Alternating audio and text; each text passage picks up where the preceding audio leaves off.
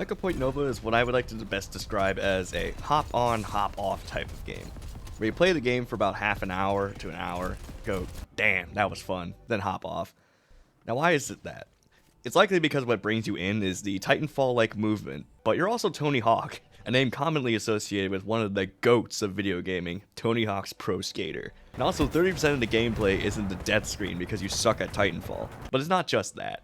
There is a lot, and I mean a lot of upgrades and perks scattered around this large world filled with failed Skyblocks attempts. Some of them I can see why they failed so quickly, since some are just exclusively lava, and I'm fairly certain you don't start with flame resistance armored Skyblock, even though I've never played one myself. Speaking of Minecraft, you can dig through most of the world that isn't made of pure metal, which sometimes is necessary to find these upgrades, and it's also a weapon because, well, it's a pickaxe. I'm pretty sure if those things can crack rocks, and they do the same to their skulls. Although some Sky Islands have you fight through multiple people to get the loot scattered on it. Such as these magical flying green balls, which I can only assume to actually be flying helium balloons. I say that because they could give you extra jumps by making you lighter, because, you know, that's how helium works. As well as more grapples, all the way to infinite, so you can spam them even faster to go even faster. Or it can have you start the fight to open the Overwatch 1 loot box, but instead you actually get good stuff instead of a D.Va voice line that I will never use. For example, you can get a perk that gives you abilities like Pinata, where if you hit an enemy with your pickaxe, they explode into loot. Or Market Gardener, which works almost identically to the hit indie game TF2, not to be confused with the other TF2.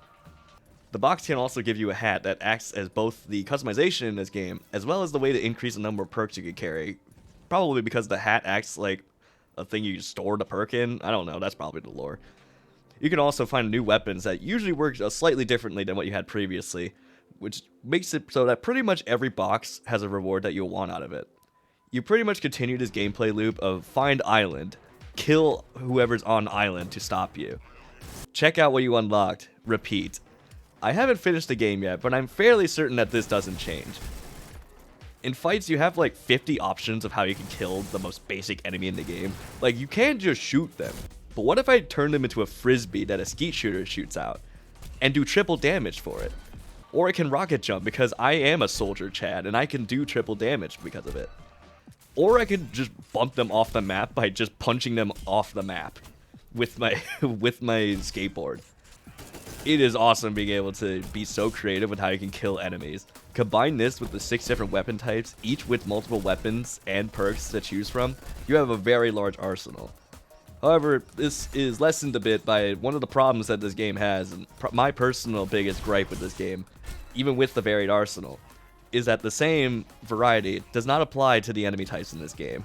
Near the beginning, this isn't a huge deal since, you know, they're being introduced to you, and they're fun to fight, learn, and abuse as you get these upgrades. But by the time you reach the snow or volcano area, which is what they tell you is very hard, it's not. Seeing the same enemies with higher health can get a little boring after a while. And usually they're just a different color palette, and all it is health. There's no like extra mechanic that you have to deal with, like armor or something, or like weak points. No, there's none of that. There's like 2 enemies with weak points on it. And even they get used a lot throughout the game. Sometimes games get around this by making enemy placements unique. Like there's one part in the master level of the Super Gore Nest, which I'm stuck on by the way. I want the golden weapon, but I can't get it. There's the part with there's a part in that master level where there's 2 marauders in the acid they have to deal with, and you have to fight them in order to get through the acid. Or there's that one spot in Wuthering Waves in the Black Shores where they have like 3 of these healing guys that are supposed to be like a sort of mini boss in the world. There's 3 of them and they all can heal each other, and it turns into essentially nano machines, son. Like, you can't kill them.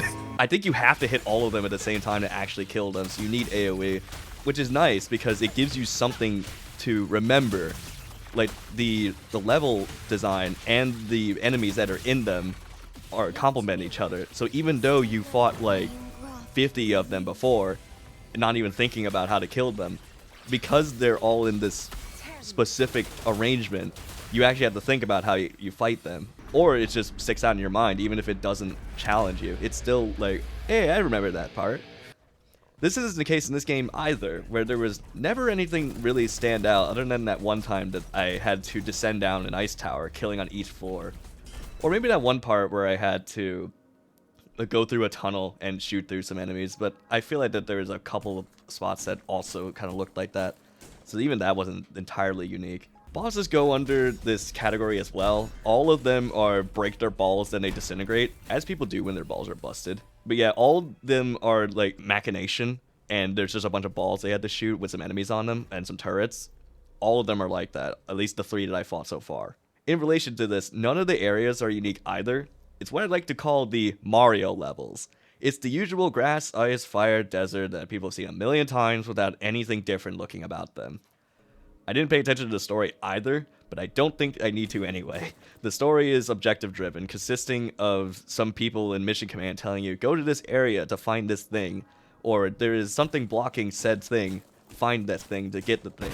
There's nothing really special about it. Now this sounds really bad, because there's a bunch of sections that aren't as great comparison to the combat, but the combat and the movement of this game carries it so hard. It's so smooth. It is basically a cousin of Titanfall 2. It feels that good. And having the capability to upgrade yourself to get a quad jump and infinite grapples to get around the islands is really fun to use to traverse between the islands. Sometimes I would see a distance as large as the Grand Canyon, and I thought, I can make that. And then I would die because I grossly misjudged how far I could make it. This is exactly what movement junkies like me crave. Extremely fast, fluid movement to kill my enemies at Mach 5, and run through a map using my own instincts, and reacting to the environment to actually, like, what do I grapple onto to get to this spot? Is essentially, that's what I love. Pretty much everything related to gunplay and movement is top-notch, with everything else taking a backseat. Which, if you don't care about the other stuff, then this is a great game for you.